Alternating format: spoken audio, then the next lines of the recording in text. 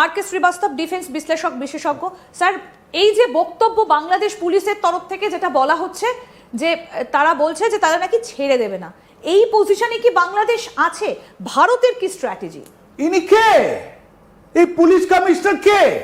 ইনি তো একটা জামাতি লোক। ইনি জেনে বুঝে মানুষের ওখানে যেটা আছে বিভ্রান্তি সৃষ্টি করার জন্য এরকম স্টেটমেন্ট দিচ্ছেন।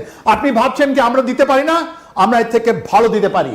আপনি ভুলবেন না, পাকিস্তান আর্মি যেটা আইএসপিআর আছে, যেটা ওর স্পোকসপারসন আছে, জল চৌধুরী আছেন, উনি 10 মের পর কি কথা বললেন জানেন? উনি বললেন এবার পাকিস্তানের যেটা অপারেশন হবে ভারতের পূর্ব দিক থেকে হবে। তার মানে উনি ইঙ্গিত করলেন কি আমরা পাকিস্তান আর্মি আর বাংলাদেশ আর্মি মিলে আমরা দু ফ্রন্টে আমরা যুদ্ধ করব। হোক না যুদ্ধ, আমি বুঝিয়ে দিচ্ছি আপনাকে, এবার যুদ্ধ যেটা হবে এটা যুদ্ধটা বাংলাদেশকে অনেক অনেক অনেক ক্ষতি করবে। নাম্বার 1 ওয়াকারুজ্জামান আর যারা যারা আমাদের কাছে আসবে ওদের উপরে ওই specific bomb, laser designated pinpointed bomb ওখানে দেওয়া হবে। এদের এয়ার ডিফেন্স আমরা দেখব। আমি এই ছবিটা একটু আপনার কাছ থেকে জানতে চাইবো। এই যে শামশাদ মির্জা, তিনি পাকিস্তানের সেকেন্ড ইন কমান্ড আসিম মুনিরের পরে তার স্থান, তিনি এসেছেন ঢাকাতে, এই যে সেই ছবি, একটা মিটিং, কিন্তু তিনি এখানে ওয়াকারের সঙ্গে একটা হ্যান্ডশেক করছেন, ইউনুসের সঙ্গে বৈঠক করছেন, কিন্তু গতকাল আমরা এই ওয়াকারুজ্জামানের ছবিটা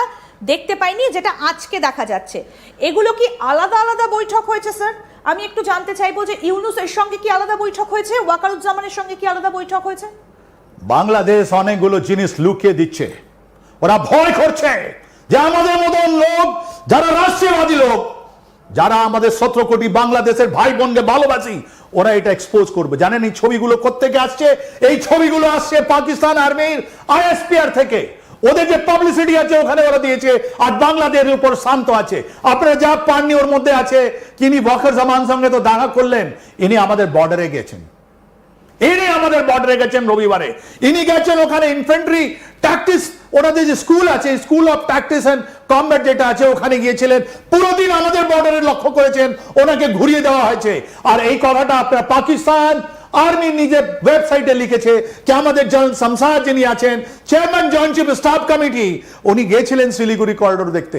তাই জন্য আজকে আমরা বলছি, নাহলে আমরা কথা বলতাম না যে ওদের যেটা দুটো আপনার চিকেন নেক দেখালেন, ওই চিকেন নেক আমরা ছাড়ছি না। এখন কথা যখন হয়েছে তখন আমরা কথা তো বলবো, তখন আমরা ছাড়বো না। মানে শামশাদ মির্জা বাংলাদেশে এসেছেন নজর ভারত বা পশ্চিমবঙ্গের চিকেন স্নেক। ইয়েস, বিকজ এটাই তো ওনাদের চৌধুরী সাহেব যখন উনি 10 মে 2025 যখন ওরা খান 10টা এয়ারফোর্স বেস ধ্বংস করা হলো, তখন উনি বললেন আমরা ওখান থেকে স্টার্ট করব। আর এই জেনারেল শামশাদ মির্জা কে? ইনি রিটায়ার হচ্ছেন নভেম্বর 2025 এক মাস পর। তাহলে ইনি এসে এখানে কি করছেন? এনার যে স্টেটমেন্ট আপনি গতকাল পড়ছিলেন, ওর মধ্যে যেগুলো কথা বলছেন, it is beyond his capability. তার মানে কি হলো?